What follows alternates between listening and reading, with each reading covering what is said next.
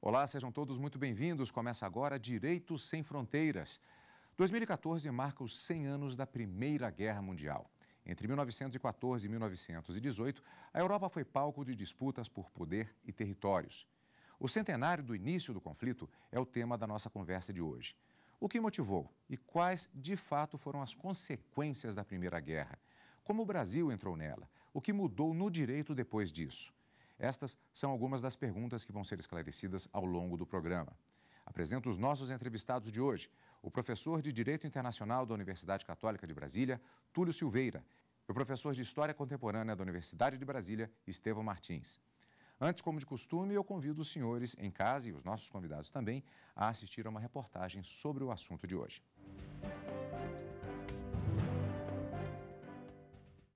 O século XX nasceu tenso entre as principais nações europeias e trouxe consigo feridas de difícil cicatrização.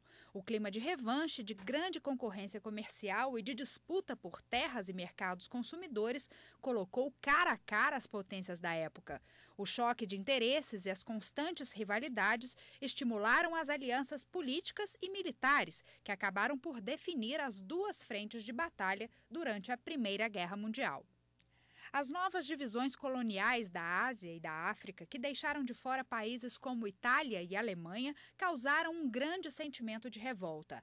A França perdeu para a Alemanha a rica região da Alsácia-Lorena no final do século XIX e não se conformava com a derrota. Os ânimos alterados levaram as nações a investir num pesado armamento bélico. Além disso, o sentimento nacionalista provocou desconfortos e o choque de interesses. Essas são algumas causas da Primeira Guerra Mundial. Agora, o estopim, segundo pesquisadores do tema, foi o assassinato do príncipe do Império Austro-Húngaro, Francisco Ferdinand. Ele foi morto por um sérvio nacionalista durante uma visita que fez a Sarajevo. Inconformado, o Império Austro-Húngaro declarou guerra à Sérvia.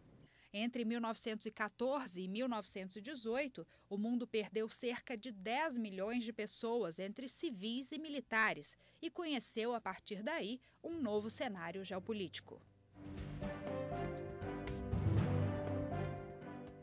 Esse atentado ao arquiduque Francisco Ferdinand, que acontece em Sarajevo, ele é, com o perdão do trocadilho, o gatilho apenas da Primeira Guerra Mundial. Há todo um contexto que acontece já em todo o século XIX, que vai desembocar nessa situação.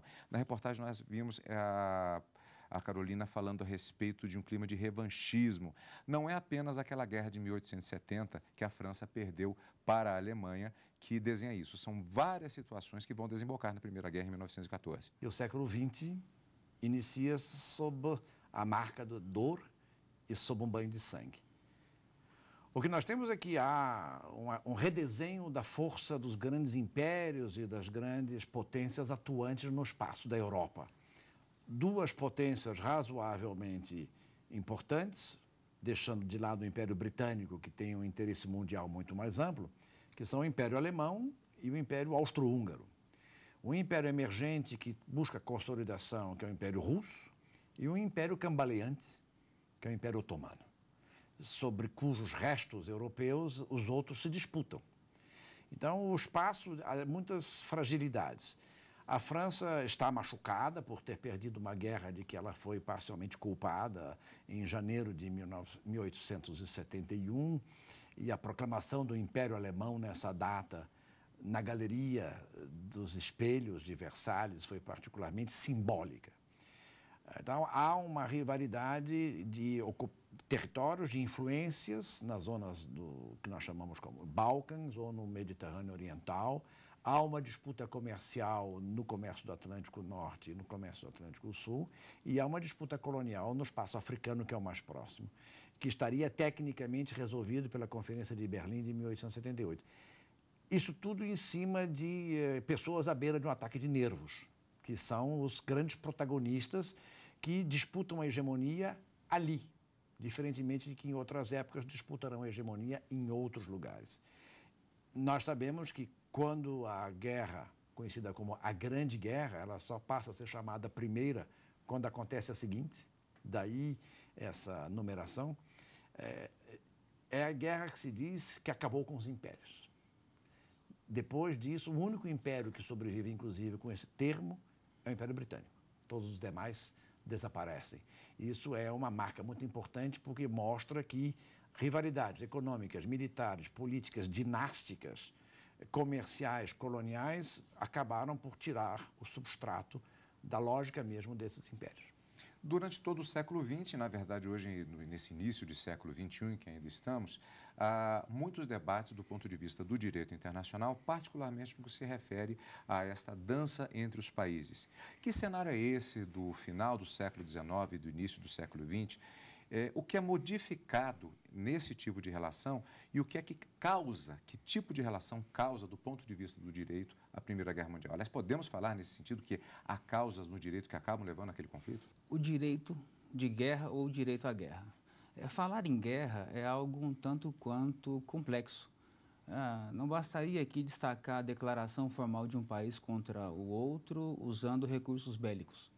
Eu percebo que, ao estudar a matéria, ela vai um pouco além. Ela vai além em que sentido? No sentido dos interesses que são desenvolvidos em torno, ou que venham orbitar essa temática. Por exemplo, no final do século XIX, qual era o cenário econômico que nós encontrávamos? Nós tínhamos os impérios tentando a expansão colonialista. Então, o que nós tínhamos? E aí, para destacar essa questão, o nacionalismo exagerado, no meu ponto de vista, e o imperialismo, onde eu tenho a tríplice entente, buscando uma determinada condição, e a tríplice aliança, outra. Quem formava a tríplice aliança? Nós tínhamos a própria Alemanha, nós tínhamos o Império Austro-Húngaro e nós tínhamos a Itália.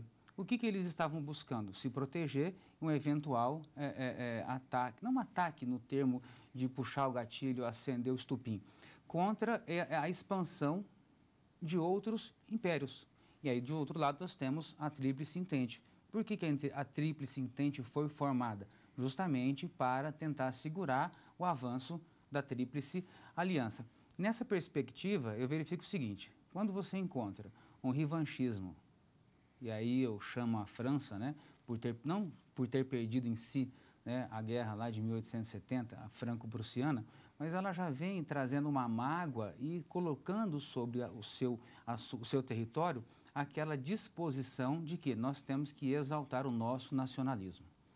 E aí, exaltando o nacionalismo, a gente vai perceber o seguinte, que já naquela época nós tínhamos uma convenção específica traçando as condições em que uma guerra poderia entrar ou que poderia eclodir efetivamente. Eu tenho a Convenção de Haia de 1899 e a Convenção de Haia de 1907, que já estabelecia as condições de guerra. A partir desse momento, nesta guerra onde você tem como estupim o assassinato do arquiduque Francisco Ferdinando, tudo isso é em prol de quê? De que os impérios estavam tentando avançar para aumentar as suas divisas. Isso gera uma consequência perante o direito internacional, que depois a gente vai abordar. Eu gostaria, nós vamos voltar justamente a esse período, mas eu quero vir 100 anos depois e pode-se perceber alguns elementos, isso já tem sido usado em algumas análises do tempo atual. A questão de disputas territoriais, disputas econômicas, alianças elaboradas entre países, variando-se um pouco, talvez, os países participantes. Isso não está um pouquinho parecido com aquela época, agora 100 anos depois, não, professor? Hoje nós temos uma dimensão globalizada, ou seja, as rivalidades que conflitavam por nacionalismos, ou por economia, ou por território, eram circunscritas a continentes específicos. A guerra entre os europeus foi na Europa. E a guerra, dentre os demais, novamente, em 39 e 45 do século XX, aconteceram no território europeu e depois no território dos arquipélagos asiáticos em torno do Japão. Agora, é preciso que nós tenhamos presente o seguinte: hoje a globalização faz com que como se dizia que a a guerra é a continuação da política com outros meios, não é? Também se pode dizer hoje em dia que a guerra hoje é continuada na economia ou no comércio ou nas finanças com outros meios. Então, os mecanismos de alavancagem da pressão sobre eventuais rivais ou competidores se faz com recurso a essas questões, atropelando um pouco elementos de caráter psicossocial, como o sentimento de pertencer a uma nação, de ser patriota de algum grupo, de ser orgulhoso por estar dentro de uma determinada comunidade. Então, nesse aspecto, temos que lembrar que no meio aconteceu a Segunda Guerra Mundial e a Guerra Fria, digamos assim, o jogo de cartas distribuído no baralho mudou um pouco os naipes em jogo.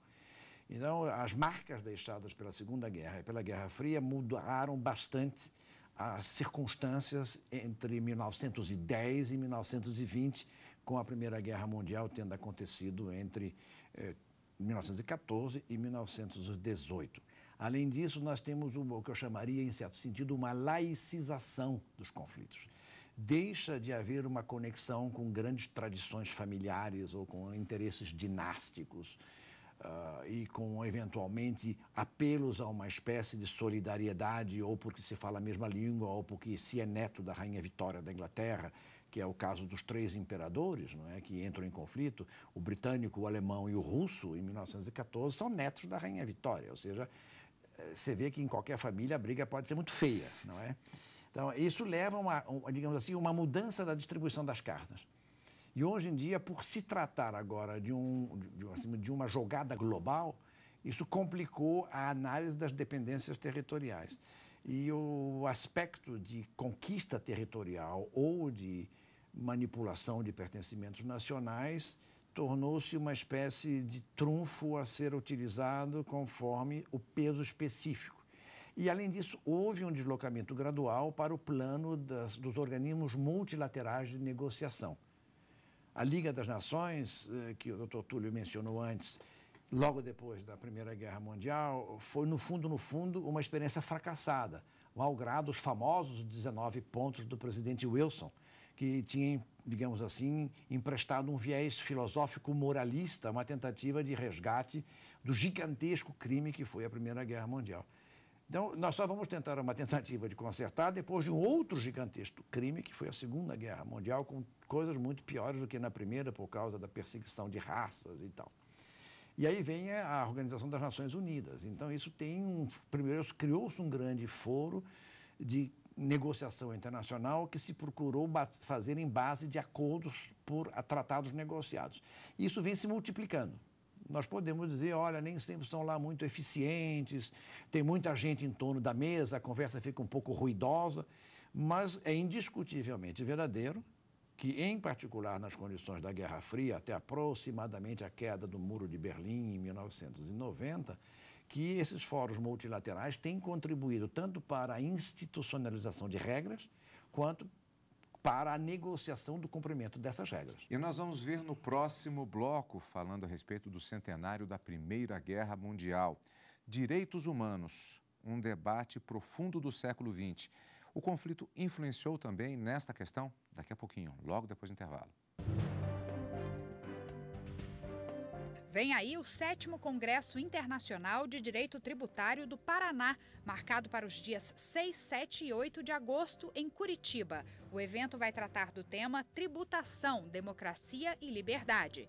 Informações e inscrições no site www.direitotributariodoparaná.com.br.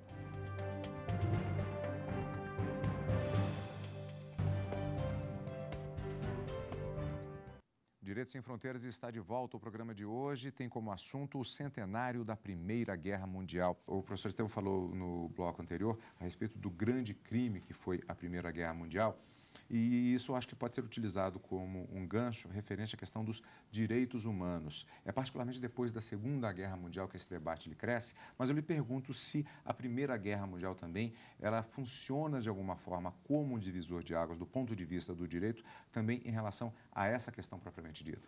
Ela funciona como um divisor de águas na medida em que a gente percebe que a Guerra das Trincheiras, a denominada Primeira Guerra Mundial, ela usou métodos que acabaram por atacar individualmente o indivíduo, trazendo todo um reflexo negativo na sua própria dignidade. Então, aí nós temos a ação da própria Cruz Vermelha, nós temos a ação de outros organismos que vêm para dar apoio aos sobreviventes do próprio conflito. Então, o professor Eric Hobsbawm, ele estabelece na sua obra A Era dos Extremos uma interessante ligação entre essa questão voltada mais aos direitos humanos, porque ali já começou-se a identificar a necessidade de se estabelecer regras objetivas dentro da própria guerra.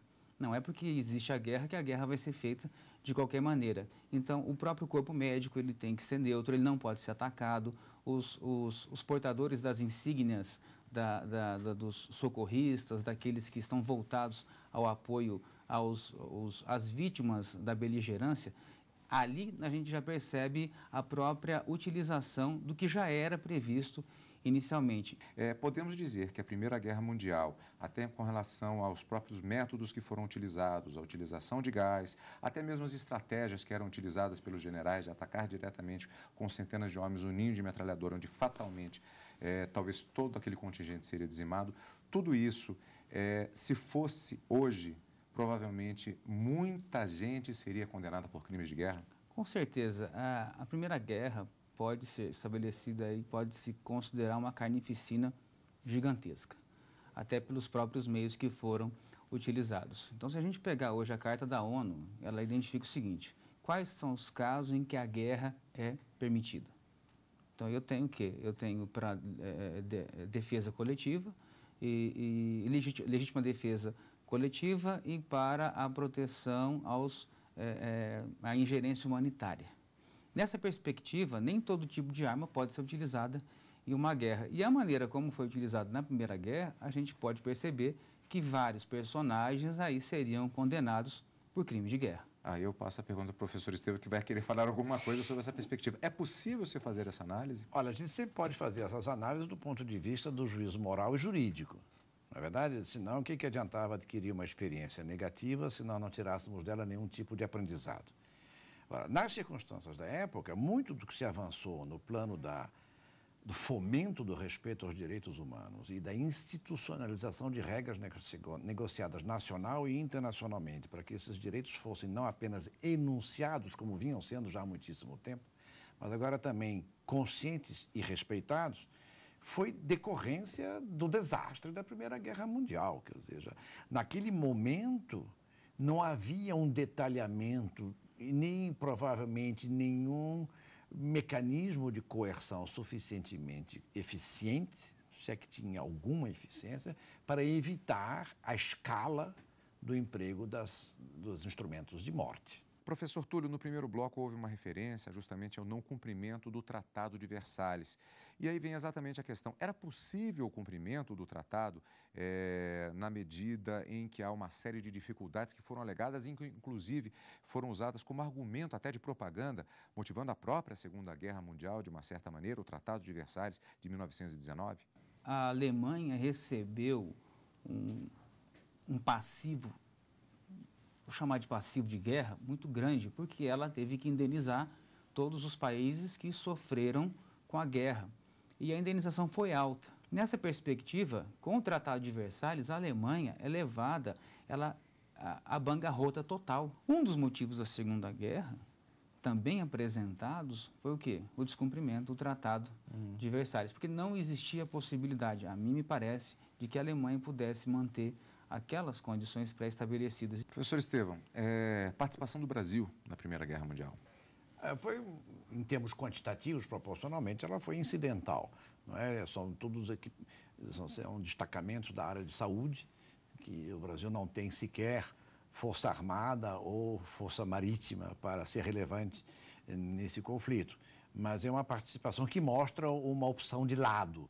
Não é? Quer dizer, é o lado que combate os impérios de língua alemã e, por conseguinte, dispõe de uma vontade de se mostrar como não omisso, nem desinteressado, e também pensando, porque nenhuma guerra é eterna, qual é a posição possível no dia seguinte.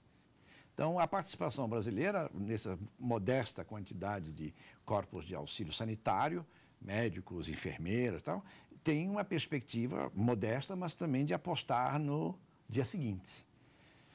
No caso da Segunda Guerra Mundial, a participação brasileira é bélica, obviamente há corpos de intendência e sanitários que acompanham, mas a participação é bélica na campanha da Itália. O Brasil não participa na campanha em território alemão. Voltando à Primeira Guerra Mundial, essa participação tem que ter importante também um detalhe que não é sem importância. É que quase todos os combates, tirando os combates navais, são feitos no território francês. Quer dizer, é norte e nordeste da França e uma boa parte do território que hoje já era a Bélgica. Então, é uma cicatriz de cemitérios, é um oceano de cruzes brancas, né, que depois foi retomado por um outro tsunami de cruzes brancas com a Segunda Guerra Mundial. Isso deixa marcas muito profundas, como se houvesse uma espécie de fronteira de sangue, que depois, por causa da Guerra Fria, Churchill vai chamar de cortina de ferro, mas há um deslocamento. Então, essa é digamos assim, um elemento psicossocial que desempenha um papel nos anos 20 e 30 na Europa, ao dizer que o Tratado de Versalhes foi um crime contra os alemães, que eles foram pisoteados, humilhados, que no fundo eles não tinham sido derrotados, mas o golpe que proclamou a República e depois o imperador foi uma manobra para eles perderem a guerra artificialmente. E, além disso, os aliados plantaram uma espécie de punhal nas costas da Alemanha. Todos esses elementos, na mão de um partido que manipula politicamente propaganda, têm efeitos impressionantes, que contribuem a uma predisposição das pessoas a enfrentar uma nova guerra, como aconteceu em 1939. E um detalhe curioso, apenas a título de anedota: se a Alemanha fosse a mesma que era em 1919, a dívida da Primeira Guerra Mundial, se tivesse sido paga religiosamente todos os anos, só teria terminado em 1987. O que mostra o volume dos recursos envolvidos no comprometimento de uma economia que estava posta de joelhos. Na Segunda Guerra Mundial, os aliados evitam fazer repetir o erro. Primeiro, a Alemanha é desmembrada. A ocupação territorial é total. Na Primeira Guerra não houve ocupação territorial total, só no Sarre, que ficou sob a administração francesa. A Alemanha é desmembrada e evita-se o desmantelamento do resto que ainda sobreviveu à guerra e aos bombardeios, para que a Alemanha fosse transformada num aliado do mundo em que a bipartição entre opção ocidental e opção oriental já estava esboçada. Exatamente depois de terminada a Primeira Guerra Mundial, nós temos um período do que é chamado de uma falsa paz, o período da chamada República de Weimar, em que todos esses elementos eles vão se constituindo. Há diversos personagens que já estavam atuantes nessa época e que vão ganhando força, como particularmente dois deles, um certo Winston Churchill e também um certo Adolf Hitler. E isso será tema do Direito Sem Fronteiras da próxima semana. Agradeço a participação de ambos no nosso programa de hoje, falando sobre a Primeira Guerra Mundial. Vamos falar da segunda na próxima semana, como eu já disse. Eu conversei com o professor de Direito Internacional da Universidade Católica de Brasília, professor Túlio Silveira, e com o professor de História Contemporânea da Universidade de Brasília, professor Estevão Martins. Não deixe você de participar, mande a sua sugestão para o e-mail direitosemfronteiras@stf.jus.br. E para rever esta e outras entrevistas, basta acessar www.tvjustiça.jus.br. A gente se encontra de novo na próxima semana. Eu já disse, o assunto é a Segunda Guerra Mundial. Não perca. Tchau.